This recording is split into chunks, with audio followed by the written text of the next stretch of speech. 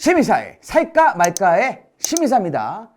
최근 5개년간 부동산 시장은 한 번도 경험해 보지 못한 일들이 너무 많이 일어나고 있죠. 아마 기네스북에 등재한다고 하면 우리나라 대한민국 개국 이래 가장 많은 부동산 대책과 가장 높은 가격 상승률과 거기에 따른 가장 많은 세금, 저가 주택과 고가 주택의 가격 차이, 그러니까 양극화 정도는 등재가 될 만합니다. 물 들어올 때 노젓는다고 주택에 관심이 없던 분들도 일명 영끌이라고 하죠. 있는 돈 없는 돈 다 털고 신용대출에 그것도 모자르면 사둔의 팔출까지 또 사채까지 끌어다가 집을 사는 현상도 벌어졌던 게 사실입니다. 그렇습니다. 부동산도 실제 멘탈 게임과 비슷한데 부동산은 한정이 되어 있다 보니까, 그러니까 부동산 하나의 주인은 기본적으로 하나이기 때문에 남이 사가면 내가 사기가 어렵죠. 꼭 그것을 사려고 한다면 웃돈, 그러니까 프리미엄을 주고 사야 하기 때문에 남들이 사기 시작하면 나도 사야 한다는, 안 그러면 다른 사람한테 뺏기게 되고 그러면 내가 살 수 없는 기회가 없어지니까 이런 현상들이 일어나는데, 마음이 조급해지면 판단이 흐려지고 신중하지 못하게 되어 실수나 실패가 나올 수가 있죠. 그러다 보니까 부동산은 사야 할 것을 사는 것보다 사지 말아야 할 것을 사지 않는 것이 더욱 중요하고 어렵기 때문에 사지 말아야 할 것을 사지 않는 게 진정한 고수가 아닐까 생각이 듭니다. 부동산은 유행에 굉장히 민감한 상품입니다. 지금은 인기가 있는데 앞으로 5년 후, 10년 후에 내가 꼭 매도해야 될 타이밍이 왔을 때 인기가 사그러들게 되면 팔기가 힘든 상품들이 있죠. 그런 상품들을 저희 같은 전문가들은요, 애물단지라고 합니다. 애물단지요. 검증되지 않은 신규 상품 아니면 틈새 상품들이 그런 경우가 많거든요. 시장 상황은 다 좋은데 내가 투자할 목적이 달라 애물단지가 되는 그런 상품들도 있습니다.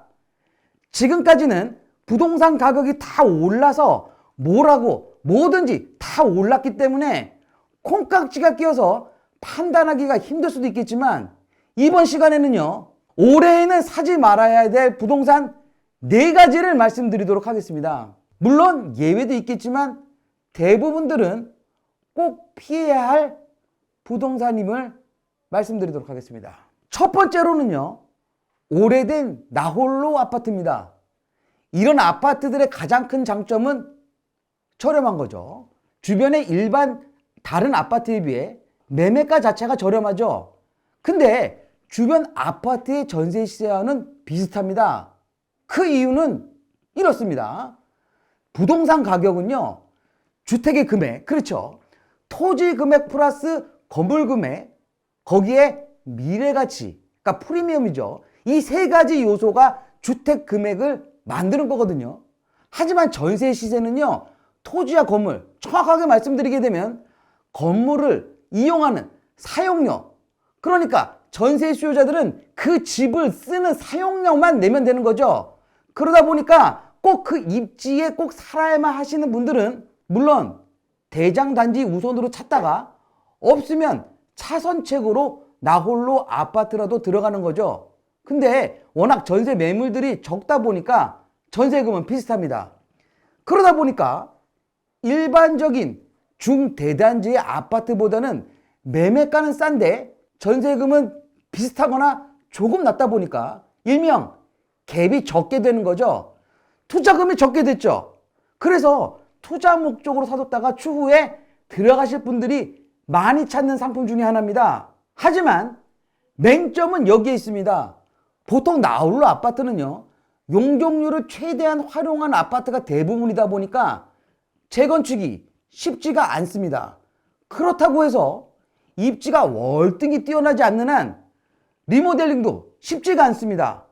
거래량도 많지가 않고 거래 대금의 낙차가 크기 때문에 환금성이 떨어진다고 보시면 됩니다. 특히 이 3개년간 가격 변동폭을 보시게 되면 3년 전 가격 대비 60% 이하의 상승한 아파트는 앞으로도 더 상승이 되려면 지금보다도 더 큰 상승장이 와야 겨우 따라갈 것으로 보입니다.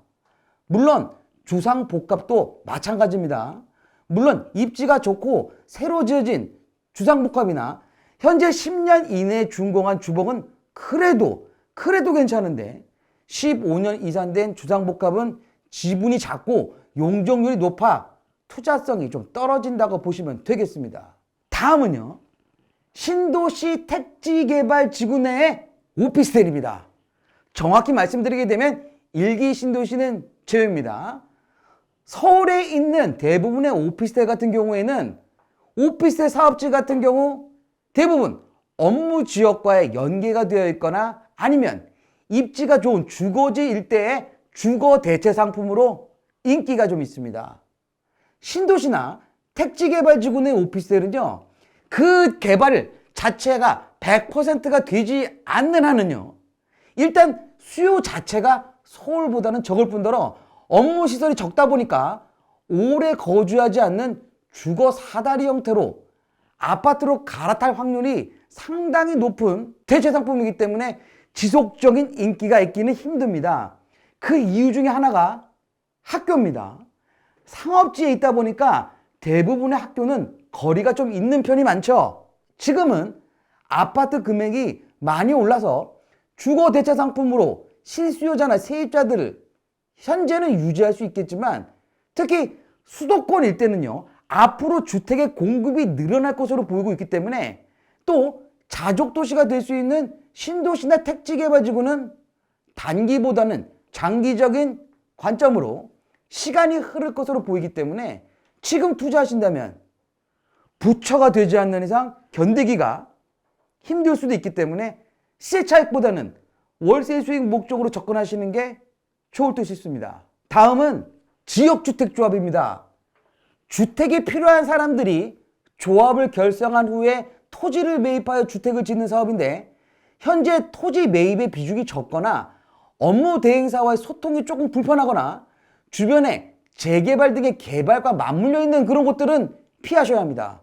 최근 신속통합 민간 재개발 같은 경우에도 지역주택 사업장과 겹쳐있는 지역은 배제된 곳이 있거든요. 사업의 기간도 장기화될 상황이 클 뿐 아니라 지금같이 이 저층 주거지를 개발하려는 정부나 지자체의 의지가 강한 이 시점에는 개발 가능한 다세대 빌라를 공략하시는 게 훨씬 좋아 보입니다. 그 이유는요, 해당 사업지의 토지 소유자들이 지역주택조합에 매각을 하는 것보다 개발 사업으로 선회할 가망성이 높기 때문입니다. 마지막으로요, 단독 다가구가 많은 다세대 빌라촌의 오래된 구축입니다. 특정 고급 주택가의 고급 빌라, 그러니까 청담동이라던가 아니면 방배동의 설해마을 같은 경우에는 재건축 재개발과는 상관이 없는 지역이고 또 수요자가 많은 지역은 상관이 없는데 개발 가능성이 있는 지역인데 단독과 다가구가 많은 지역의 빌라는 피하셔야 합니다. 그 이유는 아주 간단한데요. 개발이 되려면 이 노후도가 충족되어야만 합니다. 근데 그냥 봤었을 때는 노후도가 맞아 보이지만 단독주택, 다가구는요, 언제 신축 빌라로 변모할지 모르는 거거든요. 이렇게 단독 다가구 주택이 많은 지역은 건축업자가 계속 공급을 합니다. 언제 개발될지는 모르지만 개발이 가능할 때까지 계속 공급을 합니다. 그걸 바로 우리가 말하는 지분 쪼개기라고 하는데 아주 마구 쪼개버립니다.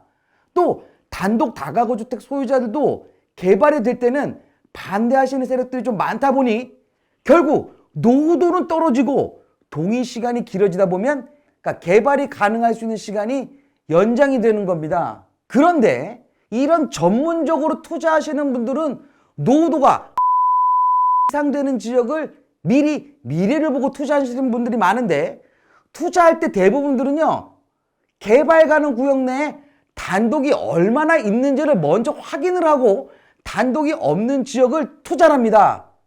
그래야 신축이 더 이상 안 생기고 노후도가 쌓이는 거죠. 그러니까 단독 다가구가 없는 거의 없는 지역에 신축을 사는 게 투자자 입장에는 맞는 겁니다. 시간이 흐르면서 만약에 개발이 늦어지거나 안 되는 지역이 생긴다고 하면 매도를 하고 나와야 되는데 개발도 안 되는 지역의 구축은요, 매매하기가 쉽지가 않죠. 그래도 신축은 확률이 그래 높기 때문에 엑시트하기가 조금 수월합니다. 그런 지역 중 대표적인 곳이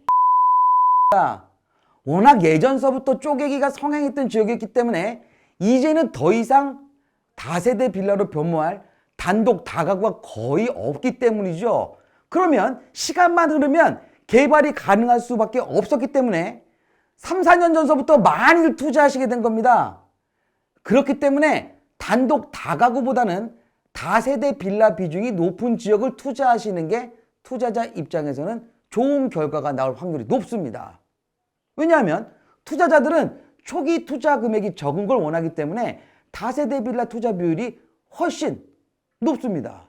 부동산은 사야 할 것을 사는 것보다 사지 않아야 할 것을 안 사는 것이 더 중요하다고 말씀드리면서 올해 사지 말아야 될 부동산 4가지.